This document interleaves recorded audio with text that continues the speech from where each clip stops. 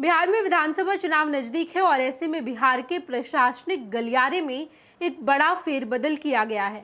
लगातार transfer posting की खबरें निकलकर सामने आई, जहां पर आईएएस अधिकारी का तबादला किया गया, फिर बड़े पैमाने पर आईपीएस अधिकारी का तबादला किया गया और अब जिलावार तरीके से यानी कि डिस्ट्रिक्ट वाइज हर जिले में पुलिस कर्मियों का तबादला किया जा रहा है। और ये बड़ी खबर किशनगंज से निकलकर सामने आई है, जहां पर किशनगंज में एक बड़े पैमाने पर सिपाही रैंक के 200 पुलिस कर्मियों का तबादला किया गया।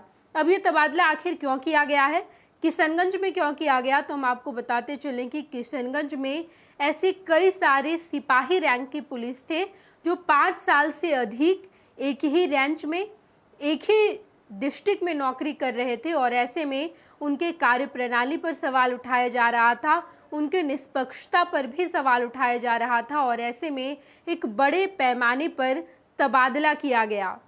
किशनगंज के एसपी ने पूरी जानकारी दी है। उन्होंने बताया कि जब हमारे डिपार्टमेंट में सवाल उठाया जा रहा था तो हमने ये बेहतर समझा कि हम ट्रांसफ़र करेंगे। ट्रांसफ़र पोस्टिंग किया गया है। 200 सिपाही रैंक के जो पुलिसकर्मी हैं उनका ट्रांसफ़र किया गया। वैसे पुलिसकर्मी जिनका प्रमोशन हुआ था उन्हें भी दूसरे रेंज में भेजा गया है। ये केवल जिला नहीं चेंज किया गया बल्कि रेंज भी चेंज किया गया। ये बड़ी जानकारी निकलकर सामने आई है। बताते चले हम आपको कि लगातार इसको लेकर नए नए अपडेट सामने आ रहे हैं और इसी अपडेट को लेकर हम आपके सामने हाजिर हुए हैं। हम आपको पूरी जानकारी दे रहे हैं कि आखिर किशनगंज में बड़े पैमाने पर सिपाहियों का तबादला क्यों किया गया है। ये पूरी प्रक्रिया के अधीन हुआ है। किशनगंज के एसपी ने पूरी जानकारी दी और बताया कि हमारी एक कमेटी है, पहले उस कमेटी का निर्माण किया गया। उस कमेटी को ये जिम्मेदारी दी गई कि आप हमारे डिपार्टमेंट के पुलिस अफसरों का ट्रांसफ़र करेंगे और पूरे नियम के तहत इन लोगों का ट्रांसफ़र किया गया है और सभी सिपाही को 15 दिन का समय दिया गया है कि हम आपको 15 दिन का समय दे रहे हैं।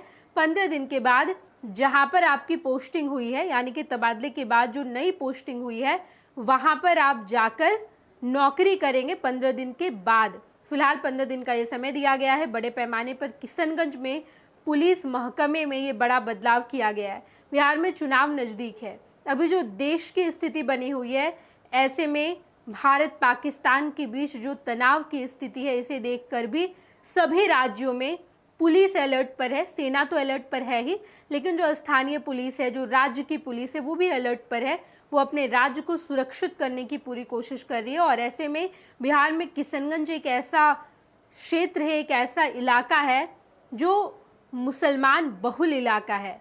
ऐसे में वहाँ पर बार बार ये खबरें निकलकर सामने आती है कि दूसरे देश के लोग उन तमाम जगहों पर आकर रह रहे हैं, बांग्लादेशी रह रहे हैं। ये तमाम जानकारी निकलकर सामने आती है और ऐसे में बड़े पैमाने पर वहाँ पर भी पुलिस महकमे में बदलाव किया गया है। सैनिकों की भी वहाँ पर मुस्तैदी है और लगातार जो खबरें निकलकर सामने आ रही है कि अभी किशनगंज से एक खबर निकलकर सामने आई है, लेकिन धीरे धीरे बाकी तमाम जिलों में भी बड़े लेवल पर, बड़े पैमाने पर तबादले किए जाएंगे, ट्रांसफर पोस्टिंग किया जाएगा और हम आपको पल पल की जानकारी देंगे।